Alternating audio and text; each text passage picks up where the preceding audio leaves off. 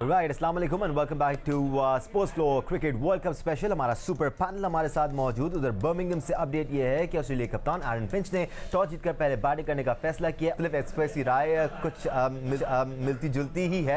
ये कह रहे हैं कि आज यकीनी तौर पर इंग्लिश टीम ये मैच जीतने में कामयाब होगी। क्यों कह रहे हैं आगे चल के से पूछते हैं, बट इससे पहले आपने खुद जवाब दे दिया ना दानिश। आपने कहा कि टॉस जरूर जीती ऑस्ट्रेलिया की टीम, लेकिन इस पिच पे ज्यादा वेयर एंड टेयर होगा नहीं। जैसा पिच पहले खेलेगी वैसे बाद में भी खेलेगी। और इंग्लिश टीम बहुत जबरदस्त अंदाज में चेस भी करती हुई नजर आई है हमें, इवन वर्ल्ड कप के दौरान और वर्ल्ड कप से पहले भी। तो कहा जा सकता है कि इंग्लिश टीम आज ज्यादा स्ट्रॉन्गर टीम नजर आ रही है, but Australia has been playing some really good cricket.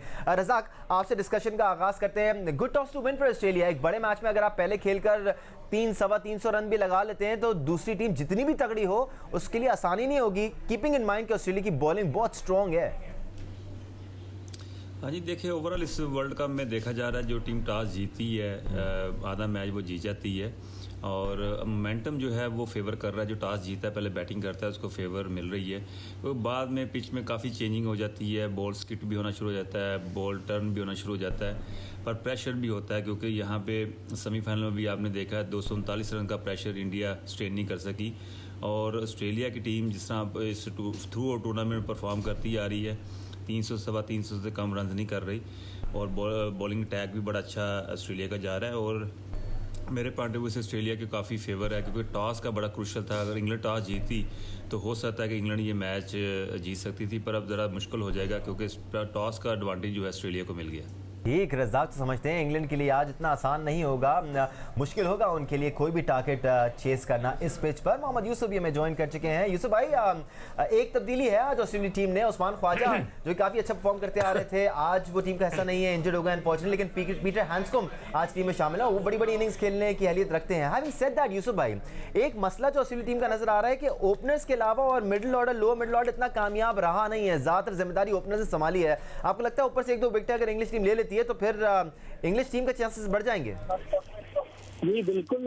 देखें जैसे कल उनके दो प्लेयर पे इंतजार करी थी इंडिया मुसलसल वर्ल्ड कप में, वो कोहली और शर्मा पे, तो उनको इतनी मुश्किल हुई है वो जीत नहीं सके। और इनकी टीम में भी वार्नर और जो फिंच है वो दोनों बहुत जबरदस्त ओपनिंग पार्टनरशिप दे रहे हैं। दोनों ने 500 रन किए हुए वर्ल्ड कप में। तो आप एक और चीज देखें, जिन टीमों के ओपनर्स ने परफॉर्म किया है वही तीन टीमें ज्यादा आगे गई। न्यूजीलैंड के ओपनर्स ने परफॉर्म नहीं किया, लेकिन हर मैच मिडिल ऑर्डर में किया, जिसकी वजह से वो आगे पहुंचे।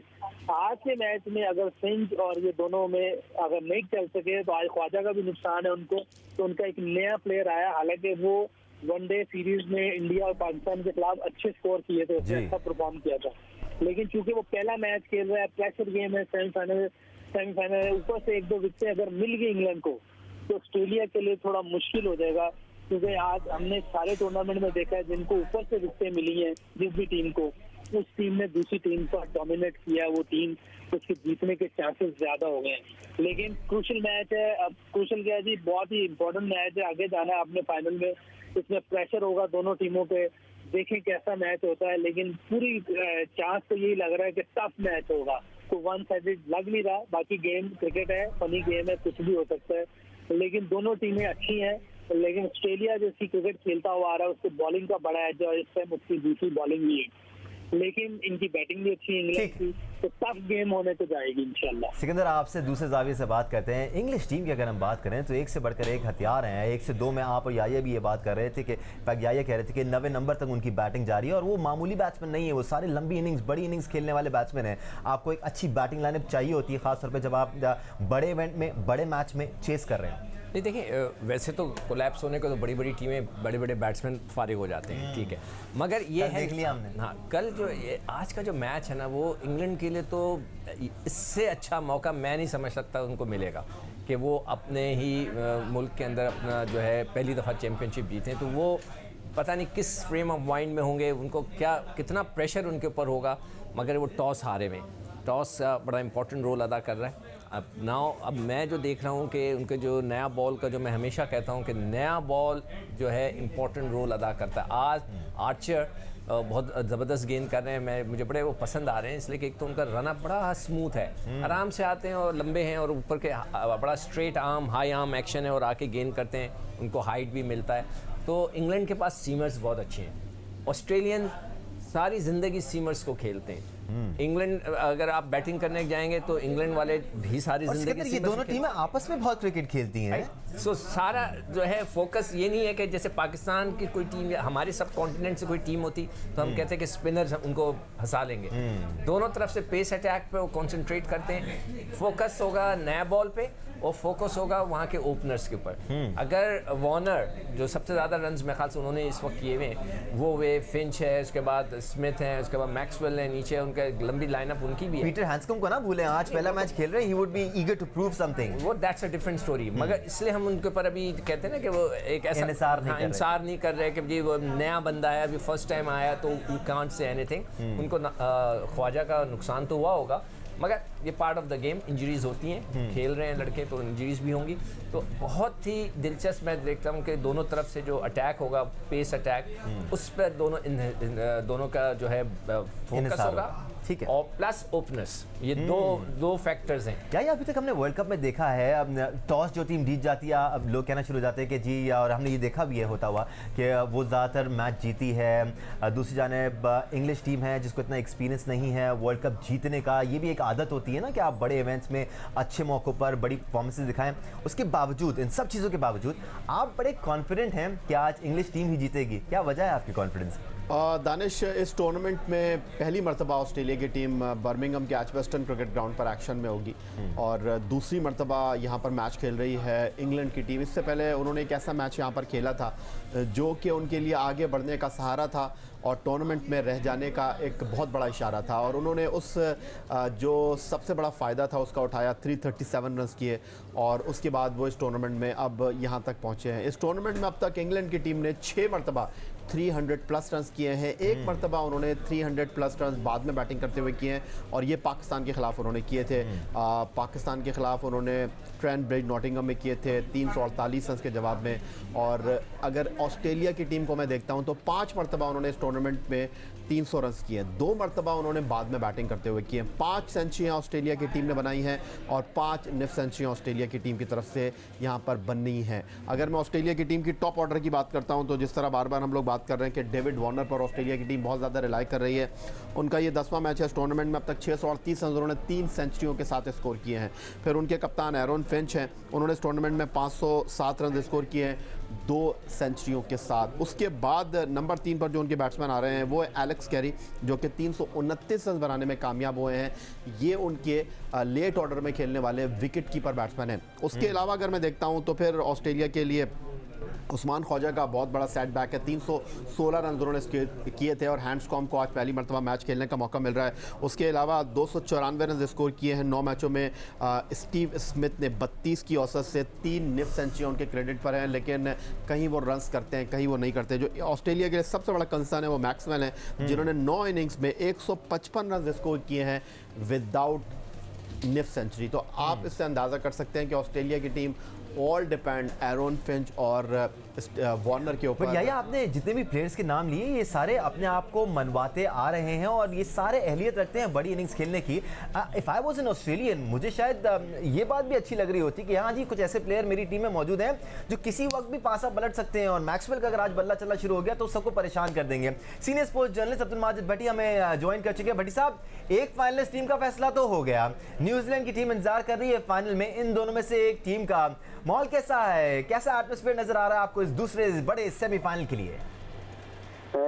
देखें दानिश, जबरदस्त माहौल है जिस तरह सेमीफाइनल का होना चाहिए।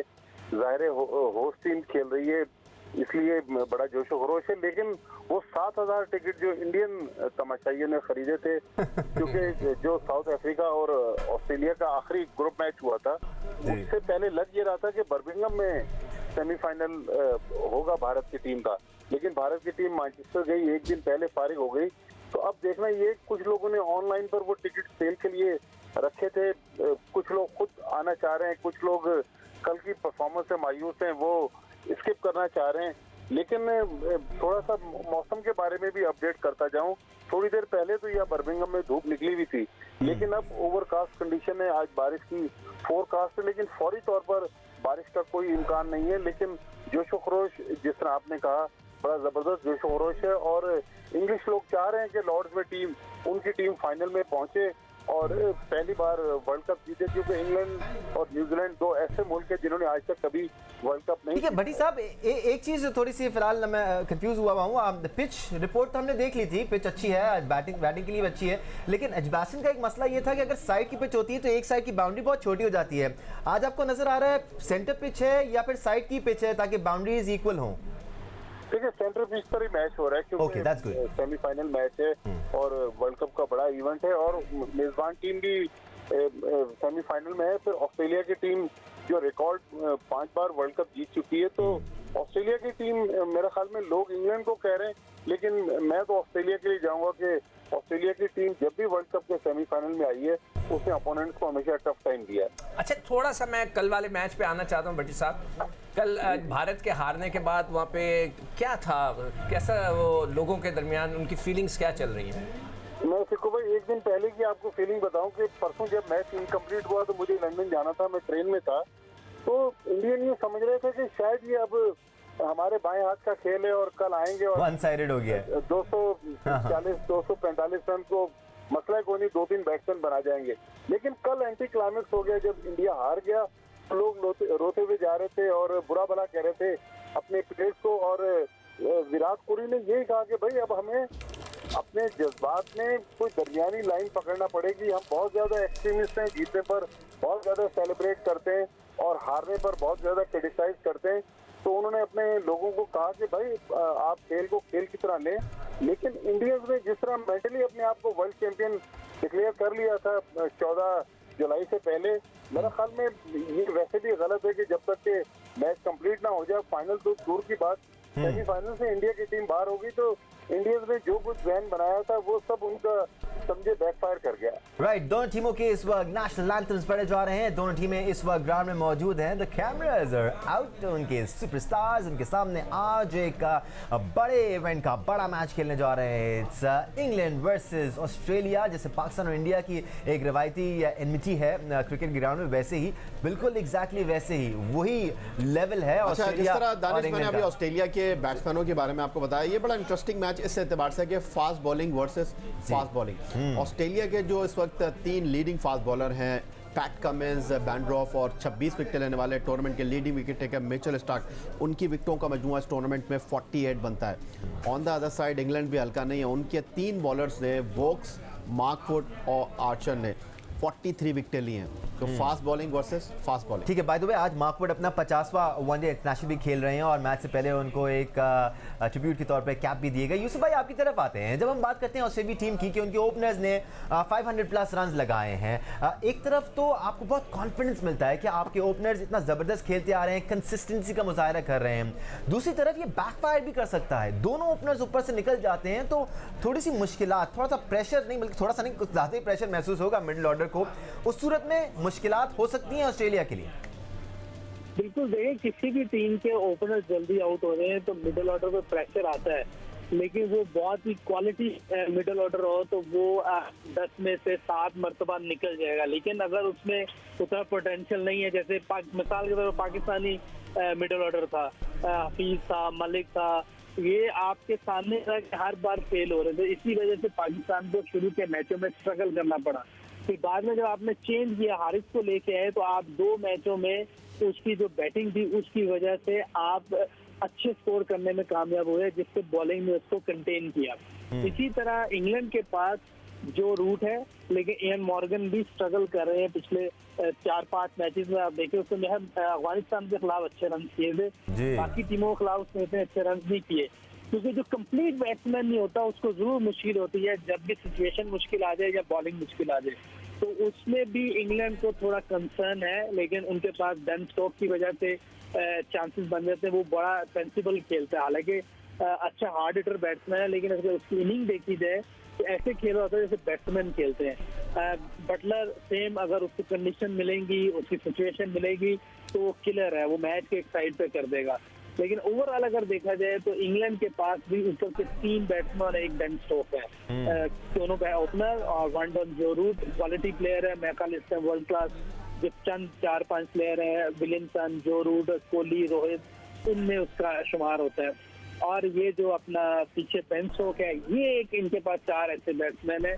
ऑस्ट्रेलिया भी स्ट्रगल कर सकती है अगर उनके ऊपर से 2 आउट हो गए तो। बिल्कुल यूसुफ भाई, जितने भी प्लेयर्स के आपने नाम लिए सारे बहुत भारी नाम हैं, और इस वजह से भारी नाम नहीं क्योंकि ऑन पेपर भारी लगते हैं, इसलिए से भारी नाम है क्योंकि उन्होंने परफॉर्म किया है वर्ल्ड कप से पहले नहीं, वर्ल्ड कप के लिए समझा जाते थे कि सबसे बड़े खिलाड़ी मार धाड़ तुर्क का पता है। हाँ, मगर उन्होंने अपने आप को तब्दील किया, जो हमारे वाले नहीं कर सके, जो हमारे फ़खर जमान नहीं कर सके या पहले जो भी आए, उन्होंने अपने आप को एडजस्ट करके टेस्ट क्रिकेट में भी अपने आप को बेहतर किया, बेहतर क्रिकेट खेली।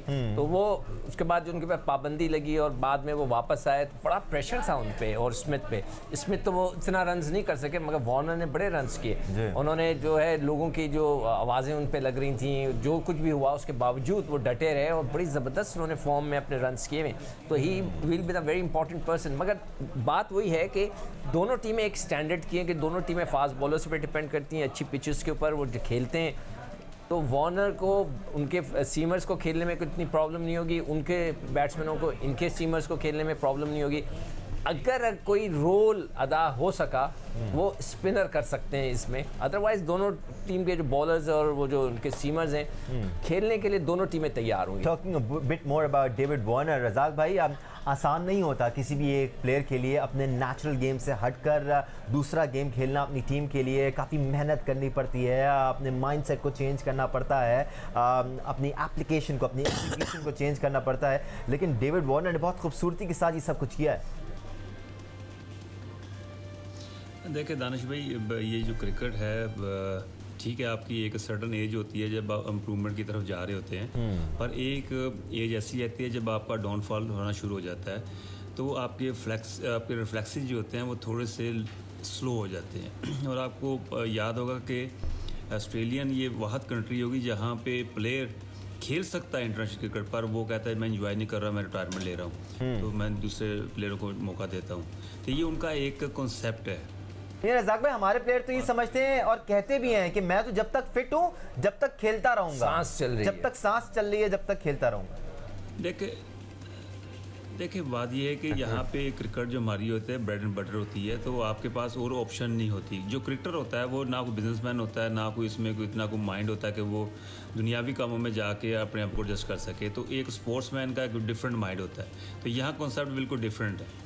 और सब कुछ हो रहा है पहले ही ओवर में, तो याया आपकी बात एक बार फिर सही होती भी कुछ नज़र से आ रही है हमें। फिर याया हुसैनी है सर। दूसरा ओवर है दानिश, और जिस तरह एरन फिंच आउट हुए हैं, और मेरे लिए थोड़ा सा इसलिए ये टूर्नामेंट बड़ा अजीब व गरीब है। कल जब सेमीफाइनल, पहला सेमीफाइनल था, ये आपने देखा कि ये जो आप जिस लाइन के देखते हैं कि लाइन के अंदर विकेटों में बॉल आ रहा है नहीं आ रहा है, ये लाइन में बॉल नहीं पड़ा था, लेकिन क्योंकि इसका लाइन ऑफ इम्पैक्ट जो था वो विकेटों के अंदर था, मिडिल स्टंप पर था, आउट दिया।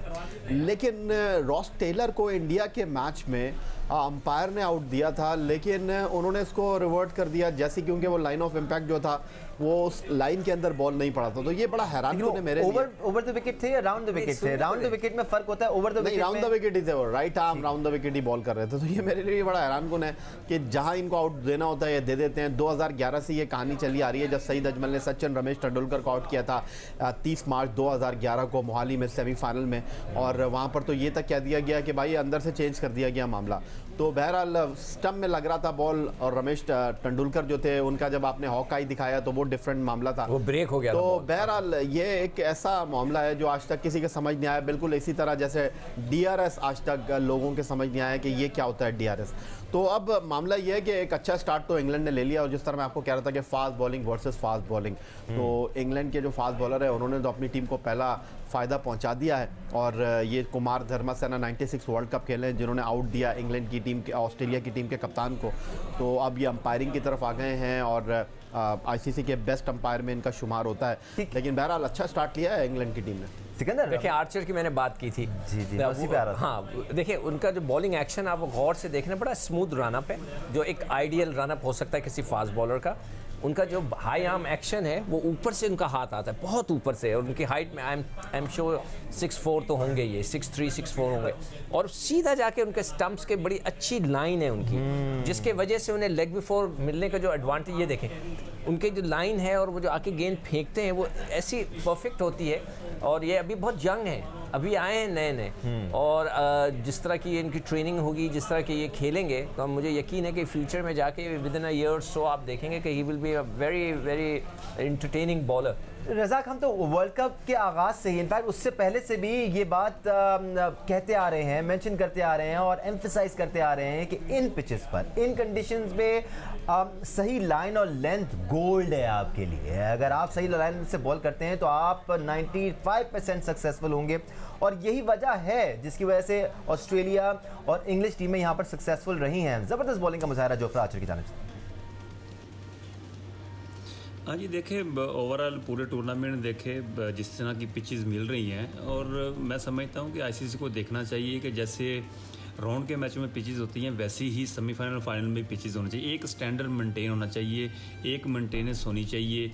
कई पिचेस यहाँ पे 450 बन जाते, 350 रन बन रहे हैं, वहीं पे। बट रज़ाक भाई, ये बात काफी दफा हुई है, ये खूबसूरती नहीं है क्रिकेट की सर, कि एक मुल्क में क्रिकेट हो रही है, अलग अलग पिचेस मिल रही हैं, अलग अलग कंडीशंस मिल रही हैं, हर किस्म का चैलेंज का सामना करना पड़ रहा है प्लेयर्स को। देखिए दानिश भाई, पता है क्या, ये एक वर्ल्ड कप है, यहाँ पे हर चीज़ का स्टैंडर्ड आपको देना चाहिए। 2007 में पाकिस्तान के ख़िलाफ़ आयरलैंड को जैसा पिच हमें मिला, जैसा उस पर ग्रास था, वो तो इतना वनडे में होता भी नहीं है ऐसा पिच। तो वो ये चीज़ें देखनी पड़ती है। ये सारी वही ग्राउंडें हैं, वही पिचेज़ हैं, हर चीज़ वही है जहाँ पे राउंड के मैचेस होते रहे हैं, और आपको एक बिल्कुल नॉर्मल बैटिंग पिच मिलती रही है, और लोग भी इंटरटेनमेंट करते हैं कि जब यहाँ ज़्यादा रन बनते हैं। अब ओवरऑल देखा जाए, इनका मेकिंग बिल्कुल डिफरेंट हो रही है, कहीं पे फ्रेश पिचेस मिल रही हैं, बॉल स्किट हो रहा है, मूवमेंट भी मिल रही है, जो कि अर्ली ऑन वर्ल्ड कप में हमें किसी भी मैचों में इतनी ज़्यादा मूवमेंट नज़र नहीं आई। ठीक है, इसको भी मेंटेन रखना चाहिए, ये डिफरेंस खत्म करना चाहिए। मैं इसी पे जरा सवाल कर लेता हूँ। सिकंदर और याया दोनों हमारे साथ मौजूद। सिकंदर, आपको लगता है, हम बारहा मॉडर्न डे क्रिकेट के बारे में कहते हैं कि बॉलर्स की तो ज़िंदगी मुश्किल हो गई है, बैट्समैन के लिए गेम इतना ज़्यादा आसान हो गया है, तो क्या इतने बड़े इवेंट में भी हम उनकी ज़िंदगी और ज़्यादा आसान बना दें, उनको एक ही किस्म की पिचेस दें, टीमों को एक ही किस्म की कंडीशंस दें, उनको हर चीज़ स्पून फीड करके दी जाए, तो फिर तो मज़ा नहीं आएगा? क्या लगता है आपको? कल ही शायद ये बात कर रहा था कि मैं पहली दफ़ा इंग्लैंड में देखा कि जहाँ पे गेंद जो है वो स्पिनर्स डोमिनेट कर रहे हैं। हमने तो सारी ज़िंदगी, मैं पहली दफ़ा इंग्लैंड गया था शायद 78 में इंग्लैंड में खेलने गए थे हम लोग। उसके बाद गेंद तो वहाँ स्विंग होता है, वहाँ पे गेंद सीम भी मतलब आपका गेंद फास्ट बॉलर्स के लिए ऑलवेज हेल्प देयर। आप अगर अच्छी बॉल करते हैं, अच्छी जगह पे गेंद फेंकते हैं, तो हमेशा आपके लिए हेल्प मौजूद होती थी। और वहाँ पे सिर्फ जो है कादिर जैसे बॉलर, जो राइट आर्म लेग स्पिनर और मुख्तलिफ होते थे, वो परेशान करते थे गोरों को। बाकी बॉलर्स तो स्पिनर का कोई काम ही नहीं था, वो आके बस सीधी सीधी गेंद करते जो ब्रेक होता ही नहीं। मतलब रेलू कट्टों का कोई काम नहीं था उधर, प्रॉपर स्पेशलिस्ट का काम था उधर। स्पेशलिस्ट भी होते थे ना, जैसे इकबाल कासिम हमारे साथ गए थे, वो स्पेशलिस्ट स्पिनर थे, तो वहाँ स्पिन उनका ऐसा नहीं होता था ऐसे करके जैसे आजकल हो रहा है। मगर जो राइट आर्म लेग स्पिनर, जो रिस्ट स्पिनर होता था, स्पिन और गुगली, वो बड़े इफेक्टिव होते थे। तो आज जो अगर सीम हो रहा है गेंद, तो ये इंग्लैंड है, तो इंग्लैंड में तो होना है। A little briefly आया, आगे हमें ब्रेक की तरफ भी जाना है, बट आप किस तरह देखते हैं इस पूरे इशू को? क्या एक ही किस्म की कंडीशंस होनी चाहिए? कुछ पिचेस पे हमने बॉल को बहुत स्विंग होता हुआ भी देखा, कुछ पे टर्न होता हुआ देखा, क्या ये हुस्न नहीं है क्रिकेट का? सवाल तो आपका ठीक है, लेकिन दानिश, कल जिस तरह पहले सेमीफाइनल में पिच थी जिसके बारे में कहा गया कि फ्रेश पिच है, और उस पिच ने ओल्ड ट्रैफर्ड मैनचेस्टर के ग्राउंड पर बैट्समैनों को इतना आज़ादाना खेलने नहीं दिया। लेकिन यही टूर्नामेंट था जहां इंग्लैंड और भारत का मैच हुआ था, यही बर्मिंघम का एजबस्टन क्रिकेट ग्राउंड था जहां पर फ्रेश पिच पर 337 रन लगा दिए थे इंग्लैंड की टीम ने। तो पिच की डेफिनेशन, पिच की तारीफ करना इतना आसान नहीं है इस टूर्नामेंट में। फ्रेश पिच जो है वो पाकिस्तान को 100 पर भी आउट कर देती है अगेंस्ट वेस्ट इंडीज़, और रोना रहता है कि जी हमारे को फ्रेश पिच पे खिला दिया। पीटर हैंड्सकम्ब जो आज अपना पहला मैच खेल रहे हैं, वो भी आउट करार नहीं पाए गए हैं, तो दूसरी विकेट नहीं गिरी है जी, बट मुश्किलात बहुत ज़्यादा बढ़ गई हैं। सिकंदर, 2 चैंपियन बैट्समैन जो अभी तक टीम को अपने कंधों पर चलाते आ रहे थे, वो पवेलियन वापस लौट गए हैं। इंग्लिश टीम यकीनन और चढ़ के आएगी अब। बिल्कुल जाहिर बात है, दोनों बहुत बड़े, दोनों खासतौर पे वार्नर की जो पिच थी, और बहुत अच्छी बॉल पे आउट हुए हैं। ये नहीं है कि कोई उन्होंने गलत सलत शॉट मार दिया हो, गेंद पड़ के बाहर निकला। खूबसूरती जो क्रिकेट की है ना, आप जो फास्ट बॉलिंग देखते हैं या मैं देखना पसंद करता हूँ, बल्कि दुनिया में मैंने जिस शख्स से भी बात की है क्रिकेट के बारे में, वो कहते हैं जो फास्ट बॉलिंग देखने का मज़ा आता है वो स्पिनर को नहीं देखने का मज़ा आता। पढ़ के गेंद बाहर निकले, स्लिपें लगे, कैच हो, तो वो आज नज़र आ गई है। और इसमें और भी कुछ फर्दर नज़र आएगी कुछ ओवर तक। मैं समझता हूँ 10 ओवर के बाद ये विकेट सेटल होना शुरू होगी, तो फिर आपको रन्स आते हुए नज़र आएंगे। मगर शुरू के जो 10 ओवर हैं इसमें हम इस किस्म की अपीलें, एजेस और बैटन जो बल्ले के पास से गेंद गुजरता है हम बहुत ज़्यादा देखेंगे। बट स्टीवन स्मिथ इस वक्त क्रीज पर मौजूद है, वो चैंपियन है टाइम स्पेंड करने के क्रीज पर, और बहुत ज़बरदस्त मैच्योरिटी के साथ वो क्रीज पर टाइम स्पेंड करते हैं। अगर आज भी वो ये करने में कामयाब हुए तो अपनी टीम का स्कोर बेहतर बना सकते हैं। रज़ाक, आप हमारे साथ मौजूद हैं। इस वक्त इंग्लिश टीम की बॉलिंग की तारीफ करनी होगी, जिन जगहों पर, जिन एरियाज पर बॉलिंग कर रहे हैं वाकई में काबिल तारीफ है। दोनों विकेटें उन्होंने हासिल की हैं, उनको दी नहीं गई हैं, रैश शॉट्स नहीं खेले गए, खिलवाए गए। हाँ जी, डेफिनेटली बहुत ही ज़बरदस्त लाइन और लेंथ पे बॉलिंग हो रही है। और जैसे सिकंदर भाई ने कहा कि फास्ट बॉलर का मज़ा आता है, जो स्लिपें लगे या कॉर्ड बैंड हो या बोल्ड हो, जो फास्ट बॉलर करता है, तो वही चीज़ नज़र आ रही है। और आप देख रहे हैं कि ये क्रिकेट जब हम समझ रहे थे कि जी हर मैच में 350 पौने 400 रन होते हैं, तो क्रिकेट फिर दोबारा अपनी वही रवायत पे आ गई है, वही 240, 250, 60 रन के नज़र आ रहे हैं। तो ये एक खूबसूरती है क्रिकेट की। तो ये प्रेशर की गेम है, इससे फील होता है कि जी आप जिस तरह राउंड के मैचेस खेलते हैं या आप आम सीरीज़ के मैचेस खेलते हैं, वहाँ पे आप खुला खेलते हैं, तो यहाँ पे प्रेशर होता है, इसलिए फिर आप ज़्यादा रन्स कर भी नहीं सकते और फिर करने भी नहीं देते। जोफ्रा आर्चर को हम इस वक्त एक्शन में देख रहे हैं, एक नौजवान क्रिकेटर सिकंदर। मुझे पता नहीं क्यों जोफ्रा आर्चर को मैं जब भी देखता हूँ तो I start asking myself, what if Mohammad Hasnain played. पता नहीं क्यों ऐसी ख्याल आता है। यंगस्टर है वो भी, ये भी यंगस्टर है। हसनैन बीच में 1-2 मैचेस तो खेले थे, मगर वो इम्पैक्ट नहीं डाल सके। या हमारे देखें, प्लेयर को बनाने में उसका कप्तान और उसकी टीम का बड़ा हाथ होता है। स्पेशली मैं नए प्लेयर की बात कर रहा हूँ। आर्चर जब आकर खेल रहे थे तो उस पर जिक्र हो रहा था कि ये बारबाडोस से शायद आए हैं, वो आए हैं, नए हैं, इनको सेटल करना है, क्या करना है।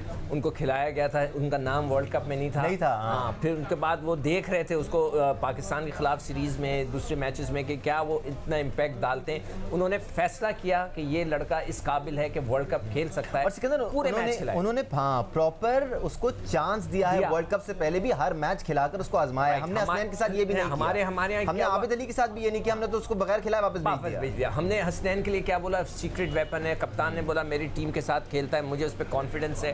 कहाँ गया वो कॉन्फिडेंस? अब ये सारी चीज़ें हैं वो कप्तान के अगेंस्ट जाती हैं कि भाई आपने बोला ये मेरा लड़का है, मेरी टीम से खेलता है, मुझे इस पर कॉन्फिडेंस है, आपने जाके एक मैच नहीं खिलाया, तो उसका मतलब है कि आपकी चॉइस गलत थी। आप खुद एक्सेप्ट कर रहे हैं कि मेरी चॉइस गलत थी, या वो बहुत अच्छा है